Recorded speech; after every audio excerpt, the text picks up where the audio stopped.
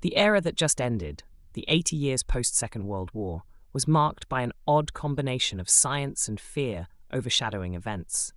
It all started with a weapon developed by scientists that posed the threat of global devastation: the atomic bomb. Subsequently, a group of men emerged in America, confident in their ability to manage this danger by utilizing scientific methods. This group intended to leverage terror through scientific means to usher in a new age devoid of past wars' chaos and uncertainties. Initially, they believed they could achieve creating a better world under the guise of precision and rationality offered by science and mathematics. Their moment arrived on October 4, 1957, with the unexpected launch of the Soviet Union's pioneering satellite, Sputnik. The presence of a spacecraft in the sky astonished Americans, dispelling outdated notions of the Soviet Union as merely a backward power offering caviar and ballet, but not competent in space endeavors.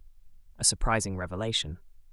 This realization instilled a sense of alarm and perception of potential threat among Americans as the Soviet Union continued to showcase feats like sending a dog named Laika into space aboard Sputnik 2, emblematic of its technological prowess.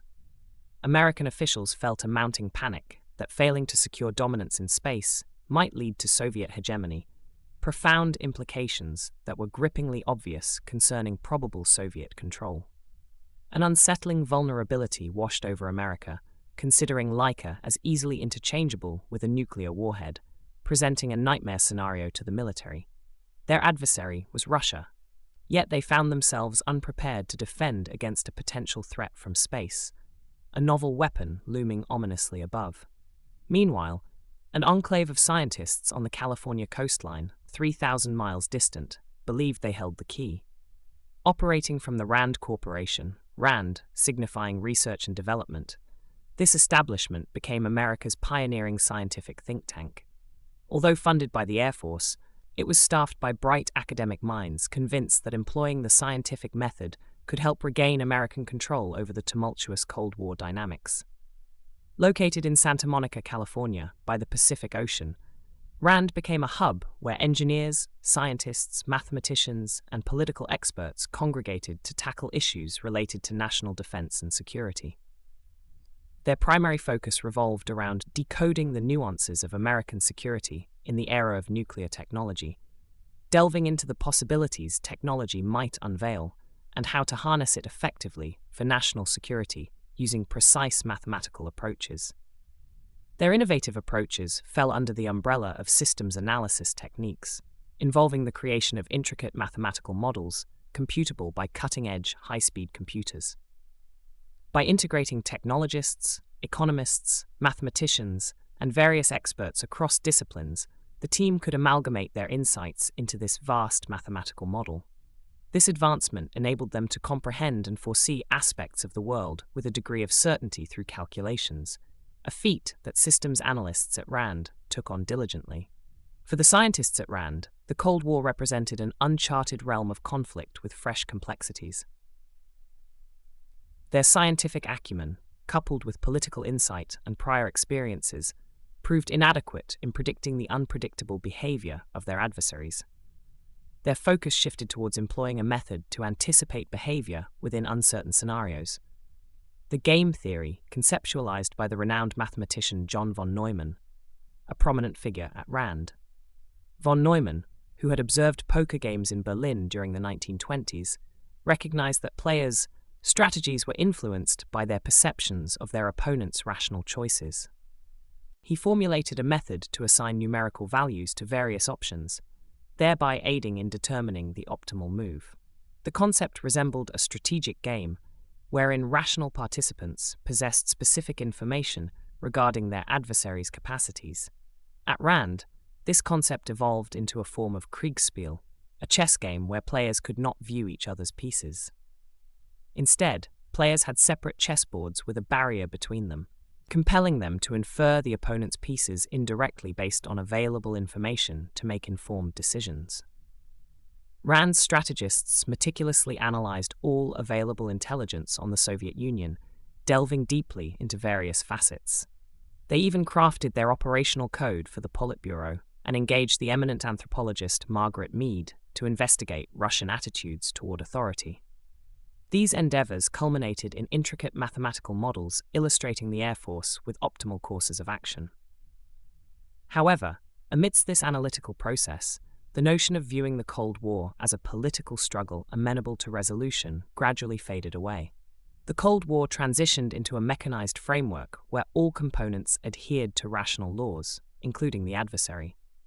As such, the strategist's core duty centered on maintaining a delicate balance in equilibrium within this system.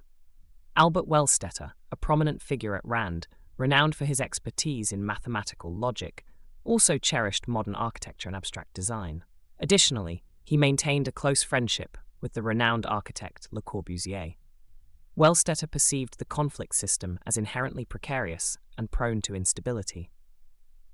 His convictions stemmed from the belief that the Soviet Union might resort to attack not out of desire, but due to the systemic logical imperative that would compel them to initiate hostilities first.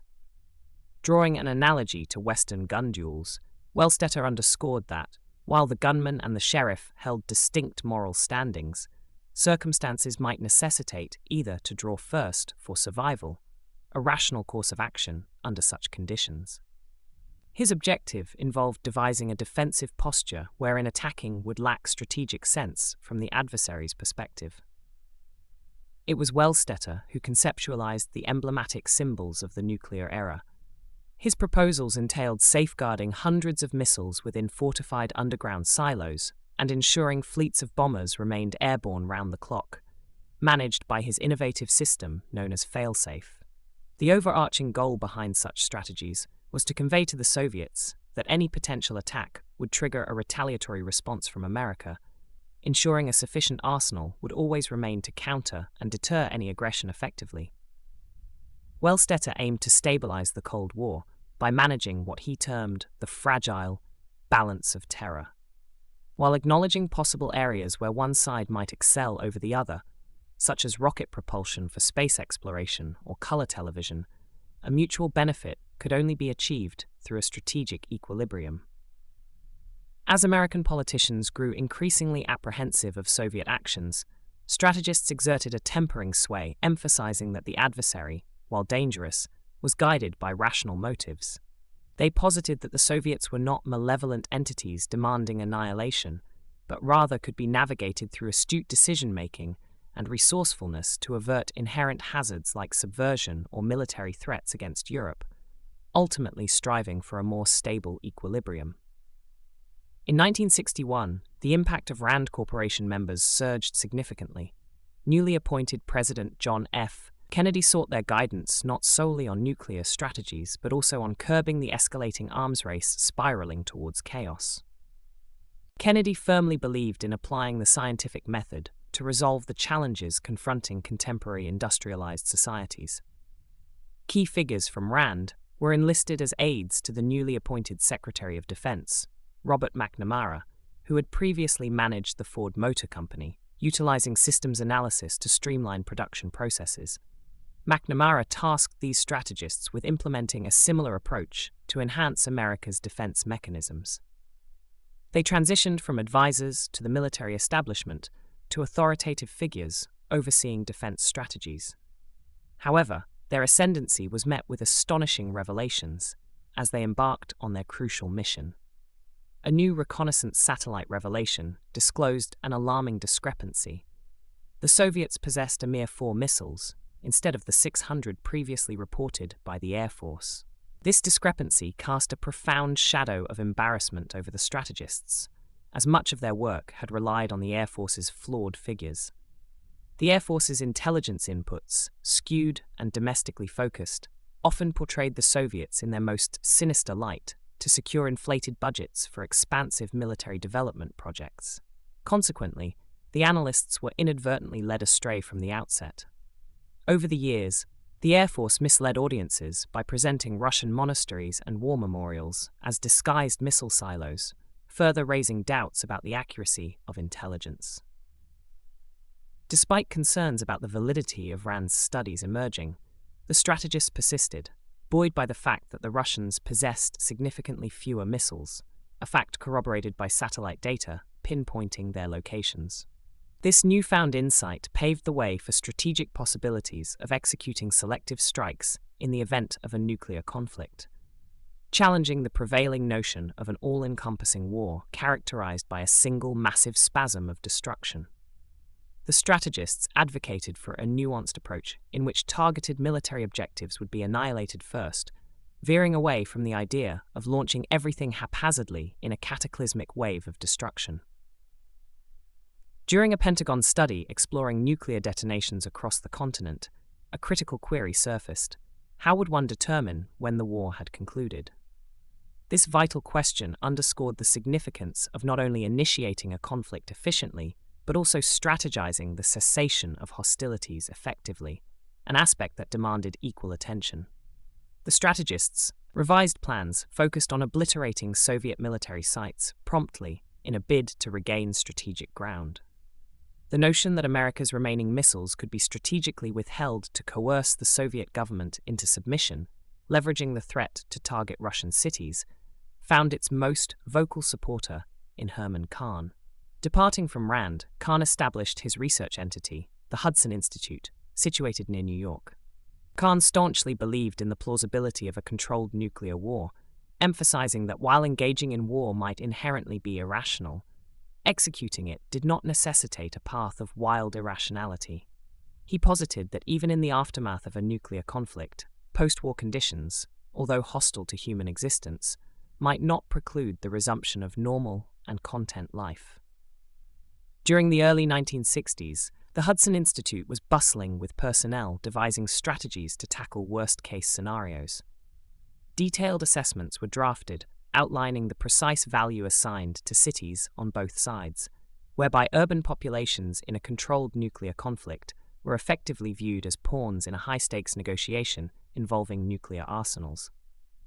As a result, strategists successfully urged American leaders to enhance civil defense measures, underscoring the significance of preparedness in the face of impending crises. Within the ranks of these analysts stood individuals characterized by extraordinary ambition, with key figures like Herman Kahn and Albert Wohlstetter exhibiting shades of megalomania. Fueling their efforts was the belief that delving into these studies allowed them to gain significant control and wield an immense degree of power. Consequently, these analysts, driven by a shared grandiose vision, cemented their authority, essentially assuming full command over their calculated pursuits. In October 1962, a crisis emerged as the Soviet Union was revealed to be installing nuclear missiles in Cuba, thrusting America into a tense standoff. This development presented the ideal litmus test for the theories expounded by the strategists, framing the situation as a prime scenario to evaluate their strategic acumen. President Kennedy's cabinet convened in the midst of escalating tension to determine a course of action regarding defusing the crisis. Their deliberations were meticulously recorded, capturing a group of individuals grappling with the stark reality of a nuclear confrontation. The strategists' guidance had posited the ongoing crisis as a strategic bargaining game. However, confronted with the imperative of taking action, the decision-makers found themselves profoundly uncertain about how the opposing side would react to any move they initiated. Doubts also stemmed from questioning the rationality of the Soviet response amid the unfolding crisis, raising concerns about potential military reprisals globally. As the crisis ratcheted up, the specter of nuclear war loomed ever closer, prompting a deep sense of apprehension among those involved. The escalating stakes hinted at a potential reality where the strategists' intricate plans were meant to guide the president in managing an all-out conflict. Despite these preparations, evident fear persisted among key figures, reflecting doubts about whether a nuclear exchange could truly be controlled as envisioned by the strategists. Testimonies detailing the intricacies of containing a nuclear exchange only underscored the profound uncertainties and risks inherent in such an unprecedented crisis. President Kennedy's uncompromising stance during the Cuban Missile Crisis, declaring that even a single missile launched from Cuba would warrant America's entire arsenal being unleashed, abandoned notions of controlled warfare.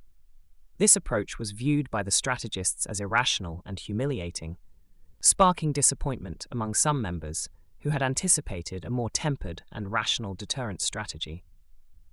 Despite their reservations, Kennedy's resolute posture compelled the Russians to retreat, bringing about a collective sigh of relief in America.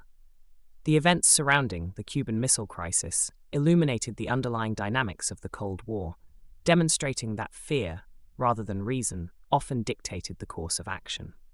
The crisis led to a shift in perspective, prompting Defense Secretary Robert McNamara to re-evaluate the elaborate plans for controlling nuclear warfare. However, the strategists retained their influence, as politicians found the rational frameworks they proposed to be compelling and alluring. Subsequently, in 1964, President Johnson embraced a new governmental approach designed to tackle deep-seated societal issues like poverty. Leveraging the expertise of systems analysts from RAND, Johnson envisaged a transformative vision for American society.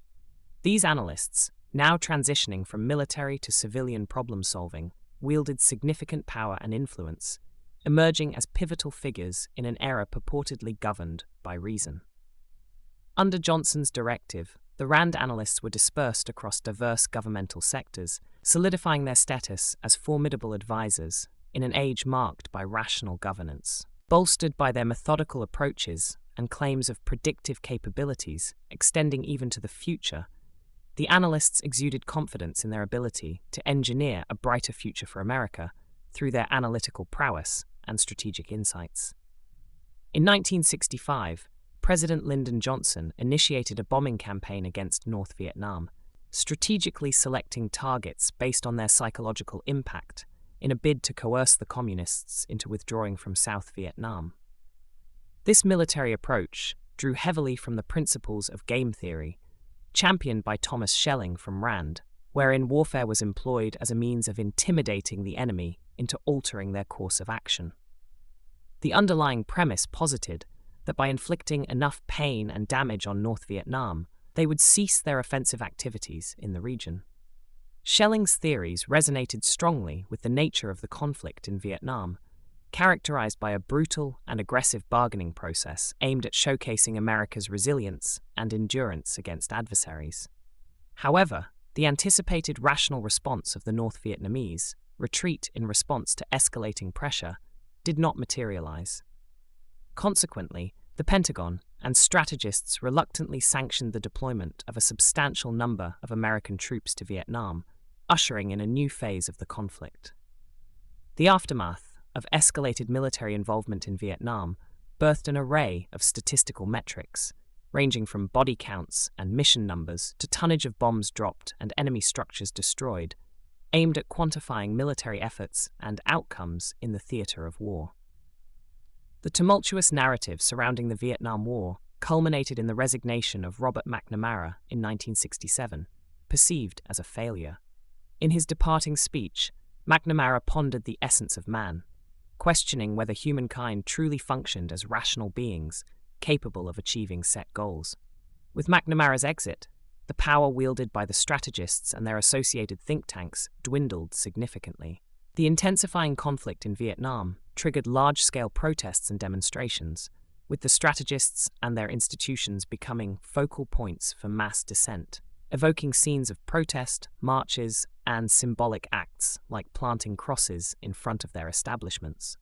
The relationship between American politicians and the strategists initially flourished due to the strategists' assurances of ushering in a world governed by rationality and control. However, the Vietnam War showcased how these strategies were manipulated to construct a narrative, masking political motives and perpetuating a distorted reality. The scientific precision underlying systems analysis was twisted to serve the interests of those in power, projecting an illusion of rationality in the midst of chaos and contradiction. By the mid-70s, the systematic use of these analytical methods seemed to have devolved into an end unto itself, detached from its original purpose. The once rational concept of deterrence had morphed into a perilous deadlock, with the prospect of any provocation spelling catastrophic consequences for both sides, hinting at a world teetering on the brink of destruction. Enter Ronald Reagan, who ascended to the presidency in 1980 with a profound belief that the Soviets were on the cusp of initiating an attack. During his campaign, Reagan was confronted with the intricate framework of nuclear deterrence when he visited NORAD, revealing the intricacies of the warning systems in place. However, Reagan's inquiries into missile defense capabilities revealed a troubling gap. In the absence of adequate missile defense mechanisms, the reliance solely on missile warning systems proved insufficient to counter potential threats. Driven by the conviction that science could resolve this vulnerability, Reagan sought solutions through a lens of technological optimism. However, this era witnessed a growing disillusionment with the promises of science, leading the president to align with fervent advocates of missile defense, including figures like Edward Teller, known for his pioneering work on the hydrogen bomb. Reagan's quest for a robust defense strategy underscored the evolving landscape of geopolitical tensions and technological aspirations permeating the Cold War era. Ronald Reagan harbored a long-standing aspiration for a defensive missile shield situated in space, a vision that materialized through the efforts of a lobby group advocating for the construction of such a defense system using the newly developed space shuttle. Notably, this group was spearheaded not by traditional strategists, but by two science fiction writers who played a pivotal role in articulating their proposals in a language comprehensible to the president. The advocacy for a space-based missile defense took shape against the backdrop of a grand narrative that emphasized countering the formidable Soviet missile threat through defensive mechanisms. Reagan's vision, rooted in harnessing technological prowess to safeguard free nations from incoming ballistic missiles, embodied hopes for a future bolstered by defensive capabilities surpassing prior limitations. Reagan's unveiling of this ambitious proposal, including the announcement of laser installations in Oro Grande, culminated in what was popularly termed Star Wars, marking a symbolic return to the potent dynamics of the Cold War era. Despite the dramatic showcase of high-powered lasers on American television and the fervent assurances championed by nuclear physicist Edward Teller from the Livermore Laboratory, the behind-the-scenes realities of the project revealed critical shortcomings and failures, particularly concerning the feasibility of the proposed X-ray laser technology for space-based warfare. While the Star Wars initiative encountered setbacks and challenges, with Edward Teller's optimistic emphases and efforts extolling its potential, the project persisted amid doubts regarding its practicality. Ultimately, the collapse of the Soviet Union stemmed from a confluence of factors, with few attributing the demise to the Star Wars program, despite its presence as a prominent fixture within the intricate tapestry of Cold War history. For decades, the world had existed in a state of frozen tension, encapsulated by the enduring conflict between the two superpowers, the United States and the Soviet Union. During this epoch, the strategists at RAND viewed this global landscape as a system susceptible to manipulation through scientific methodologies. Their perception of the world as a controllable entity aligned with the orderly constructs of their abstract theories. The collapse of the Soviet Empire in 1989 shattered this long-standing status quo, dismantling the simplistic paradigm of stability and ushering in an era characterized by complexity and uncertainty, a stark departure from the confined certainties of the past.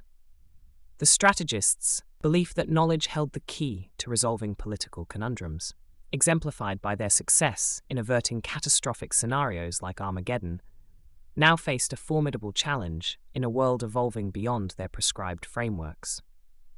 Rand's perspective on the preceding 40 years as a uniquely static period in history, marked by a rigid balance of power and relative peace, stood in stark contrast to the impending shift towards a more intricate geopolitical landscape, reminiscent of earlier centuries marred by shifting power dynamics and recurrent warfare. The demise of the Soviet Empire punctuated the end of this remarkable era, signifying a definitive break from the optimism that had pervaded beliefs in progressive global change.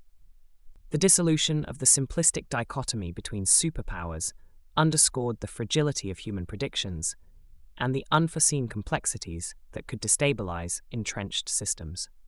The bygone sense of assured progression gave way to a sobering acknowledgement of the inherent unpredictability and turbulence defining the world awaiting beyond the era of the superpower deadlock.